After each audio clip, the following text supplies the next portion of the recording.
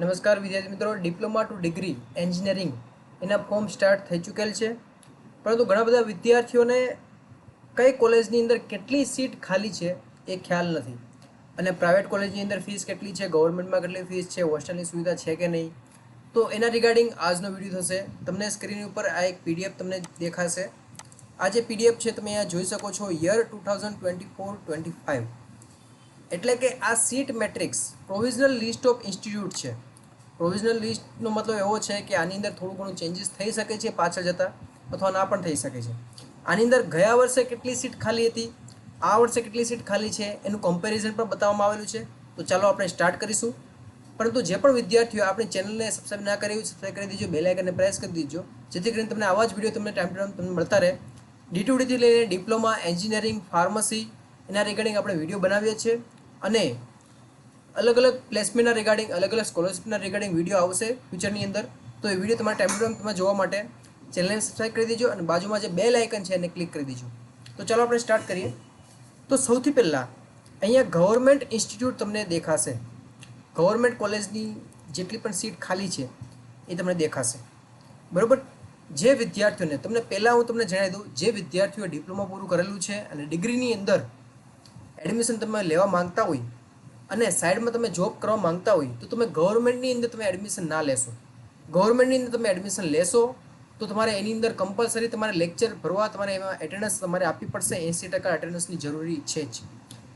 તો private college, એવી private કોલેજની અંદર એડમિશન લેજો કે જે કોઈ પણ વિદ્યાર્થીએ કરેલું હોય, અથવા એના રિવ્યૂ તમે વાંચી લેજો, અથવા રિવ્યૂ કોઈ પણ જગ્યાએ કોઈ પણ વિદ્યાર્થી એમાં ભણતો હોય તો એને તમે પૂછી લેજો કે તમારે કોલેજની સાથે સાથે નોકરી થાય તો તમે એમાં એડમિશન તમે લઈ શકો છો. અને તમારે જો તમારે 3 વર્ષની કરવાનું આવશે તો 3 વર્ષ તમારે આની અંદર સ્ટડી જ કરવાનું હોય, સ્ટડીના પર્પઝ તમારે નોકરી ના કરવાનું હોય, તો તમે ગવર્મેન્ટમાં તમે એડમિશન લઈ શકો છો. અને પ્રાઇવેટની અંદર પણ જે કોલેજ હોય એમાં લઈ શકો છો. તો પહેલાં doctor S Gandhi government college સુરતની અંદર, અહીંયા એડ્રેસ પણ આપેલું છે, રિંગ રોડ વિસ્તારની અંદર આવેલ છે.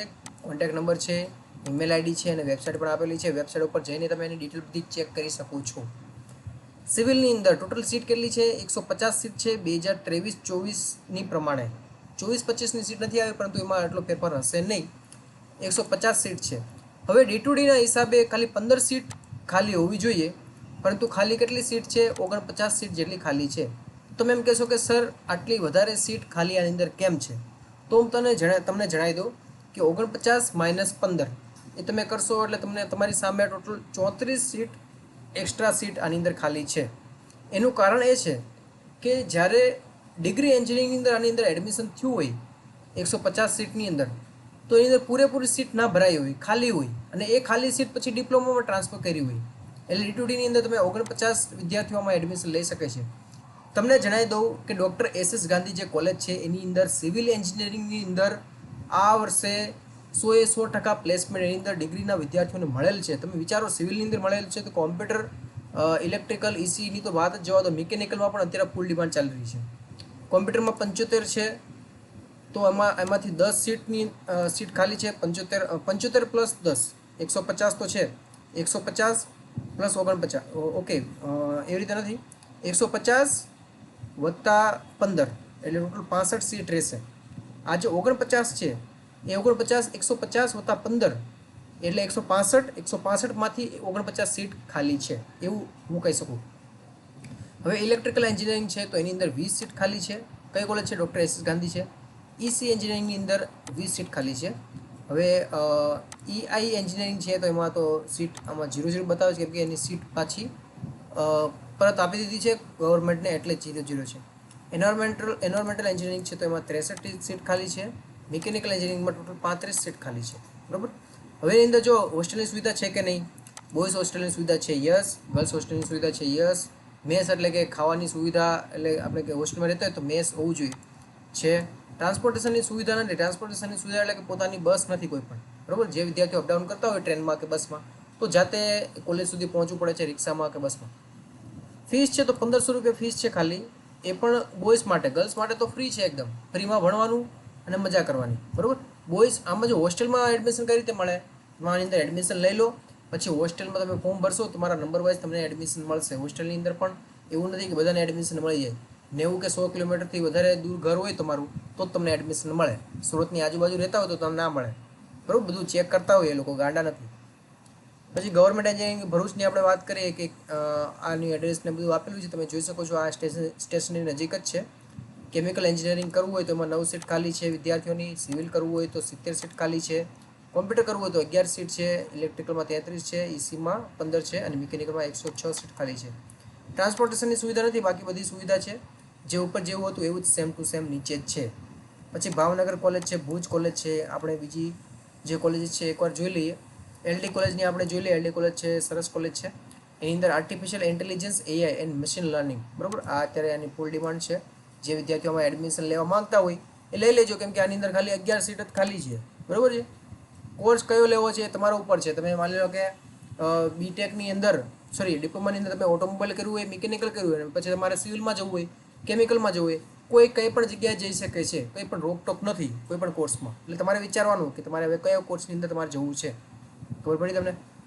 ઓટોમોબાઈલમાં 30 સીટ ખાલી છે, બાયોમેડિકલમાં 15 છે, કેમિકલમાં 10 સીટ છે, સિવિલમાં 20 સીટ ખાલી છે. એમ જોતાં જોતાં તમે બધી સીટ તમે ચેક કરી શકો છો. આની અંદર ઘણા બધા કોર્સીસ અવેલેબલ છે. બોયઝ હોસ્ટેલ છે, ગર્લ્સ હોસ્ટેલ છે, મેસની સુવિધા પણ છે. ટ્રાન્સપોર્ટેશનની સુવિધા નથી ભાઈ.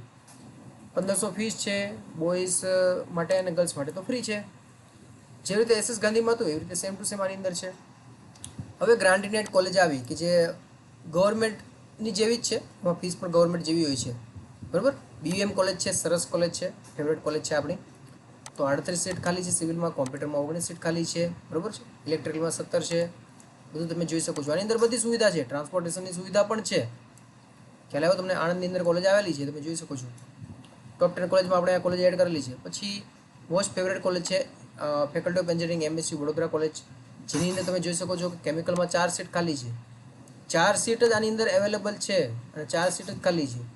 સિવિલમાં જો 14 સીટ હોવી જોઈએ અને 2 સીટ એક્સ્ટ્રા છે, એટલે 16 સીટ જેટલી ખાલી છે. પછી તમે કોમ્પ્યુટર સાયન્સ અને એન્જિનિયરિંગ 12 સીટ ખાલી છે. ઇલેક્ટ્રિકલમાં 8 સીટ ખાલી છે. કયા કયા કોર્સિસ છે જેમાં ફૂલ ડિમાન્ડ વધવાની છે એના રિગાર્ડિંગ વિડીયો આવી જશે. જે પણ વિદ્યાર્થીને આ ફૂલ ડિમાન્ડનો વિડીયો જોવો છે, કઈ બ્રાન્ચની અંદર સારી ડિમાન્ડ રહેશે ફ્યુચરમાં, એના માટે તમારે આ જે વિડીયો છે, આ જે ચેનલ છે, ચેનલ સબસ્ક્રાઈબ કરી દેજો, બેલ આઇકનને પ્રેસ કરી દેજો. ઘણા બધા વિદ્યાર્થીઓ આ વિડીયો તો જોયો છે ચેનલ ઉપર, પરંતુ સબસ્ક્રાઈબ નથી કરતા. જો એ વિડીયો તમારે જોવો હોય તો સબસ્ક્રાઈબ કરી દેજો, કેમ કે એ વિડીયો આવી પણ જશે, ચાલ્યો પણ જશે, તમને ખ્યાલ પણ નહીં આવે. જો તમે સબસ્ક્રાઈબ ના કરેલું હશે તો નીચે વોટ્સઅપ ગ્રુપ છે, એમાં જોઈન કરી લેજો. એ વોટ્સઅપ ગ્રુપની અંદર લિંક ટાઈમ ટુ ટાઈમ એની અંદર લિંક આવી જશે, જેથી કરીને તમે જોઈ શકો છો. પછી આપણે આગળ આવી જઈએ તો આ કોલેજ પછી બીજી ફેકલ્ટી ઓફ એન્જિનિયરિંગ છે, ડીડીયુ કોલેજ છે. બરાબર, ડીડીયુ આ પણ કોલેજ સરસ છે, ધરમસિંહ દેસાઈની. તો એની અંદર આ પણ ગ્રાન્ટેડ જ કોલેજ છે. એની અંદર પણ આટલી સીટો ખાલી છે. બરાબર. એમાં બોયઝ હોસ્ટેલ નથી, ગર્લ્સ હોસ્ટેલ છે. બાકી બીજી બધી સુવિધાઓ આની અંદર અવેલેબલ છે. નેક્સ્ટ ટ્રિપલ પી ઇન્સ્ટિટ્યૂટ છે, પબ્લિક પાર્ટનરશિપ કોલેજ, કે જેની અંદર ફીસ પ્રાઇવેટ જેટલી પણ ના હોય એટલી વધારે અને ગવર્મેન્ટ જેટલી પણ ના હોય, વચ્ચેની ફીસ હોય છે. તમે જોઈ શકો 27,000 ફીસ છે પર યર. બાકી બીજી કોલેજ તમે જોયો તો નીચે જુઓ 74,000 એટલી ફીસ છે. એટલે આજે ટ્રિપલ પીના અંડરમાં કોલેજ ચાલે છે. જીઆઈડીસી નવસારીની અંદર એક કોલેજ આવેલી છે કે જેમાં આટલી સીટો ખાલી છે, તમે જોઈ શકો છો. તમે જો ઓટોમોબાઈલમાં 34 સીટ આની અંદર ઇન્ટેક છે, કે જેની અંદર ખાલી કેટલી 34 ખાલી છે, એટલે કે એડમિશન એની અંદર થયું જ નહીં હોય. 68 ખાલી છે. પછી આની અંદર 68 કોમ્પ્યુટરમાં ખાલી છે, એમાંથી 7 ખાલી છે. સિવિલ પણ પૂરું ખાલી જ છે, એની પણ અત્યારે ભરવામાં આવશે. પછી પ્રાઇવેટ કોલેજ સ્ટાર્ટ થાય છે. તો પ્રાઇવેટ કોલેજની અંદર પાછું જો એફિલિએટ વિથ જીટીયુ અને એફિલિએટ વિથ પ્રાઇવેટ યુનિવર્સિટી, એના રિગાર્ડિંગ પણ આપણે નવો વિડીયો બનાવી દઈશું.